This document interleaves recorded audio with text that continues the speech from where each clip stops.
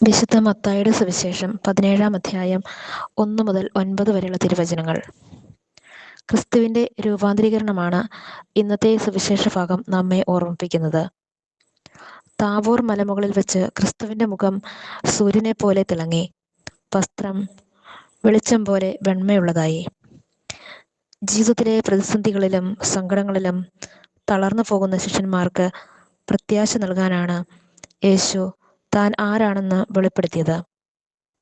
ഈ സുവിശേഷം നമ്മോട് സംസാരിക്കുന്നത് 2 കാര്യങ്ങളാണ്. ഒന്ന്, ഇവൻ്റെ വാക്ക് കേൾക്കുവിൻ എന്ന പിതാവായ ദൈവത്തിൻ്റെ ശബ്ദം. അനുദിന ജീവിതത്തിൻ്റെ തിരക്കുകൾക്കിടയിൽ ദൈവവചനത്തിന് കാതോർക്കാൻ നാം സമയം കണ്ടെത്തുന്നുണ്ടോ? 2, മലമുകളിലെ ആത്മീയ അനുഭവം. സന്തോഷകരമായിരുന്നെങ്കിലും താഴെയുള്ള സാധാരണ ജീവിതത്തിലേക്ക് മടങ്ങി വരാൻ യേശു ആവശ്യപ്പെടുന്നു. അനുദിന കുരിശുകൾ ചുമന്നുകൊണ്ട് മാത്രമേ നമുക്ക് ആത്മീയ ഉയരങ്ങളിലേക്ക് വളരാനാവൂ. നമ്മുടെ ഉള്ളിലെ ഇരുളിനെ മാറ്റി ക്രിസ്തുവിൻ്റെ വെളിച്ചം ലോകത്തിന് പകർന്നു കൊടുക്കുവാൻ ഈ വചനം നമ്മെ ക്ഷണിക്കുന്നു.